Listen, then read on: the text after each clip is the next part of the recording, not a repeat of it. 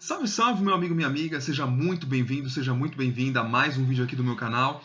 Se você ainda não é inscrito, se está chegando pela primeira vez, não deixe de se inscrever, ativar o sininho para não perder as novidades, deixar o seu like aqui no vídeo e, acima de tudo, comentar para fomentar aqui esse fórum de discussão, de conversa de futebol comigo.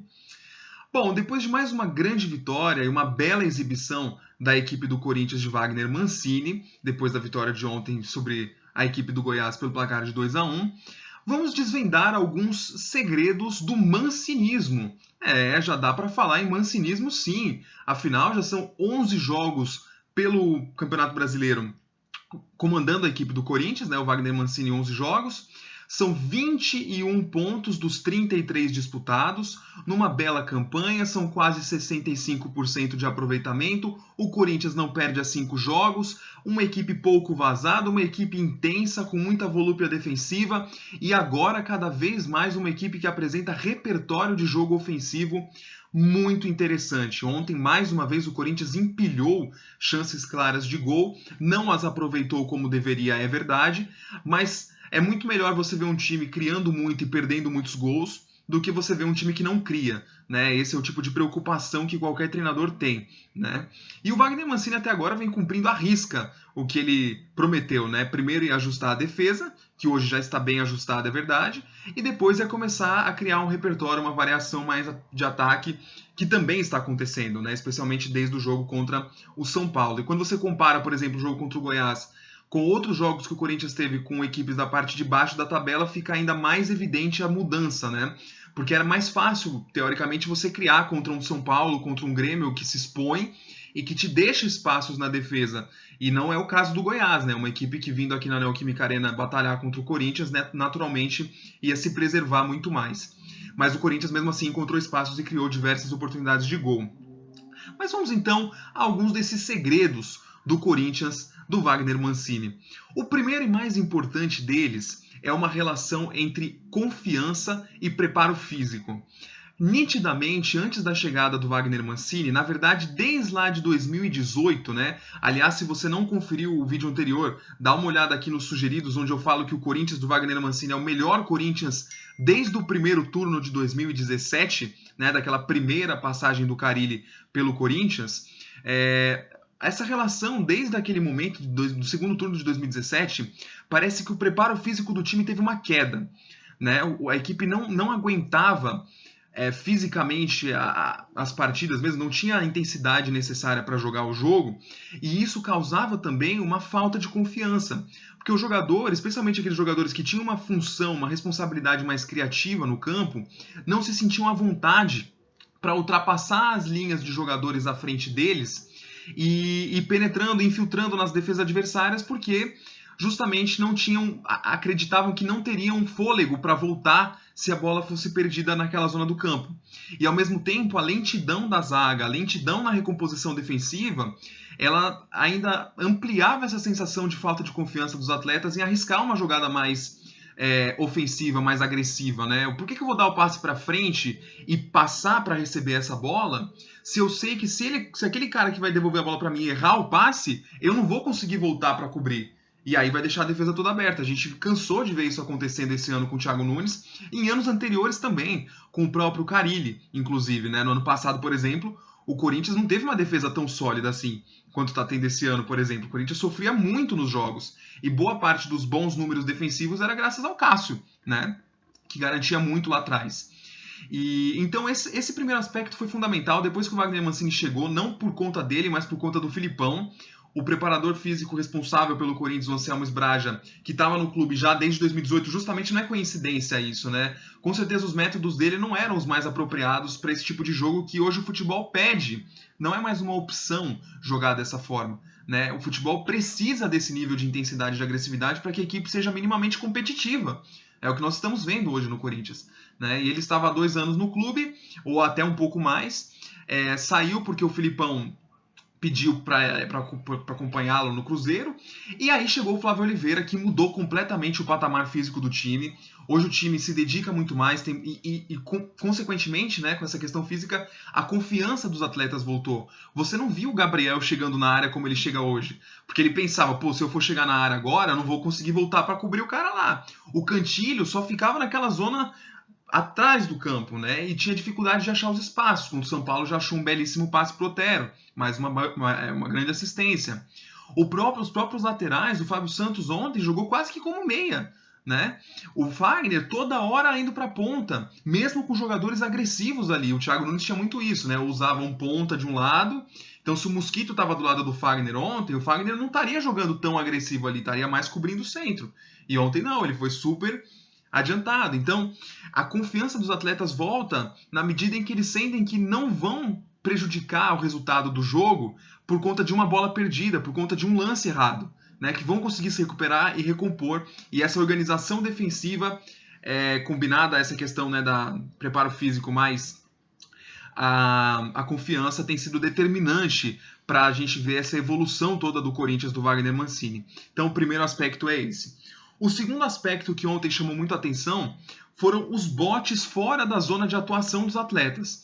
Então, Gil, Bruno Mendes, Gabriel e Ramiro, esses 4 jogadores, eles iam dar o bote lá na zaga do Goiás, especialmente o Bruno Mendes, né? Um jogador que tem muita força física para ir e voltar, essa sanfona, né? Antes, no jogo do Thiago Nunes, o Corinthians era muito parado em campo, né?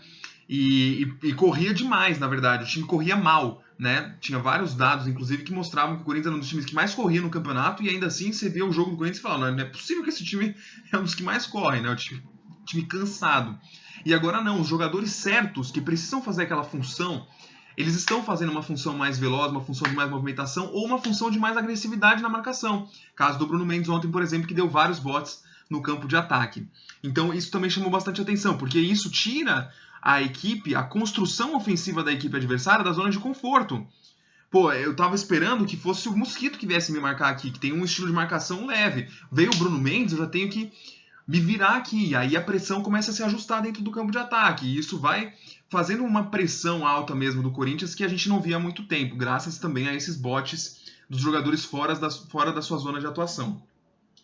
Terceiro ponto importante, ataque funcional. Quem não sabe o que é ataque funcional, eu vou dar um brevíssimo detalhamento aqui, mas eu sugiro fortemente que você siga o canal Entre Linhas do Jogo do Instagram, que eles têm uma bela explicação, uma diferenciação de ataque funcional e posicional, mas vou dar uma leve pitada aqui. O ataque funcional é você aglomerar jogadores próximos da bola e movimentá-los para que eles saiam da sua zona de atuação tradicional e gerem superioridade numérica na zona da bola. Então, o que foi o grande destaque disso ontem, por exemplo? O Fábio Santos atuando como meio-campista. Pode ver, o Fábio Santos, as jogadas estavam na lateral direita do Corinthians, tinham 4, 5 jogadores próximos da bola, sempre se infiltrando entre eles, trocando de posições. O Casares ia jogar na ponta direita, depois ele estava aqui por dentro, ele estava onde estava a bola. Os jogadores se aproximam da bola e geram muitas opções de passes para triangular e aproximar rapidamente por ali. É um jogo que não passa muito pelas inversões, que é uma coisa muito do jogo posicional, né? Essas inversões da bola longa de um lado para o outro, e que os jogadores se movimentam muito próximos da bola. E isso foi muito bacana ontem, e isso gera muita criatividade ali quando você tem jogadores técnicos e ágeis. Isso é importante também, né? Muitos jogadores ágeis juntos, e o Corinthians conseguiu mostrar isso dentro de campo ontem. E assim criou as suas principais situações de gol, né? Isso que é muito legal. Mas siga aí o canal Entre Linhas do Jogo que você vai gostar de saber um pouco mais sobre essa coisa de ataque funcional. Outra questão importante da história do Wagner Mancini e do mancinismo, os reforços do Galo. O grande Jorge Sampaoli, né, o ídolo da nação corintiana Jorge Sampaoli, liberou todo mundo para o Corinthians, Casares, Otero e Fábio Santos, e esse trio realmente tem feito a diferença. O Fábio Santos dá uma consistência defensiva, uma liderança dentro de campo, uma segurança para o torcedor que é fantástica, e tem uma excelente qualidade técnica para ir construindo por dentro, para se tornar esse meia de sustentação, quase que fazendo a função que o Renato Augusto fazia na seleção brasileira, por exemplo, do Tite, que é esse cara que fica mais e dá o passe de sustentação para ter um ponta do lado esquerdo, um cara à frente dele e mais uma opção de passe, mas ele é o cara que guarda a posição ali para dar o primeiro bote, fazer a falta na transição se for preciso, mas uma função incrível do Fábio Santos ali, de uma maturidade de jogo impressionante. O Otero jogando muito bem, com muita raça, muita vontade, lembrando até um pouco o Sheik no estilo de jogo, né, o Emerson Sheik. E o Casares com uma qualidade técnica exuberante, né, um jogo exuberante do Casares, distribuindo os passes, achando as bolas na infiltração, achando os passes em profundidade, uma coisa impressionante mesmo. E os três não aproveitados pelo Jorge Sampaoli, que está lá empilhando reforços no Atlético Mineiro e empilhando fracassos na carreira também, já que, mais uma vez, parece mais distante a cada dia de conquistar algum título esse ano, mesmo com a equipe que mais gastou disparado esse ano, que foi o seu Atlético Mineiro. Então, os reforços do Galo. E aqui, agora, só para fechar o vídeo mesmo, vou falar algumas curiosidades do jogo de ontem, que acho que e do estilo do Mancini também, que é interessante da gente notar. Não são mais segredos do sucesso, mas algumas curiosidades. Primeiro, isso eu já falei do Fábio Santos de meia. Interessante essa função. Inclusive, se você assistiu o gol, também vou deixar aqui o link na descrição do vídeo, assisti aquele gol que o Corinthians marcou e que foi corretamente anulado, um gol que foi um primor, mas infelizmente o Jô se posicionou mal no final ali, não precisava estar impedido para fazer aquele gol, então é aquele impedimento que dá dó realmente do gol não ter sido validado, porque se ele tivesse 2 passos atrás ele faria o gol do mesmo jeito e não estaria impedido. Mas observe o posicionamento do Fábio Santos nesse gol. Observe, para você entender o que eu falei de ataque funcional e do Fábio Santos fazendo função de meia. Segundo, o Ramiro polivalente, o Ramiro jogando de ponta em jogos mais difíceis, em jogos em que o Corinthians precisa de um time mais defensivo em alguns aspectos, e aí o Ramiro fecha por dentro, ou cobre as subidas do Fagner, ou fecha por dentro para formar uma linha de 3 meio-campistas mais marcadores quando o time ataca próximo da área do Corinthians, e ele jogando de segundo volante, lembrando bastante a função que o Maicon fazia no Corinthians do Carille em 2017, como no jogo de ontem, nesses jogos em que o time precisa de mais movimentação, agilidade e infiltração, e aí você abre espaço do lado direito para ter um jogador de mais velocidade, mais atacante, como foi o caso do Mosquito. Terceiro, o Corinthians jogando com um 9 fixo ou um falso 9. Ontem o time jogou bem com o Jô. Sábado, o time, aliás, no outro domingo, né, o Corinthians tinha jogado bem com o Natel, contra o São Paulo. Então, situações de jogo diferentes, pedindo tipos de jogadores diferentes para fazer essa função de 9 e todos eles respondendo bem. Isso é outro aspecto interessante. E um time que finalmente consegue ser criativo sem a figura do Cantilho, né? O Corinthians passou bons tempos aí sem conseguir se arrumar do ponto de vista criativo na ausência desse jogador que para mim é espetacular, e ontem o Corinthians conseguiu ser criativo mesmo sem o Cantillo em campo. Isso não significa que o Cantillo não precisa estar em campo ou que ele não vai estar em campo, até porque para mim ele é o melhor jogador tecnicamente desse time, talvez junto com o Casares.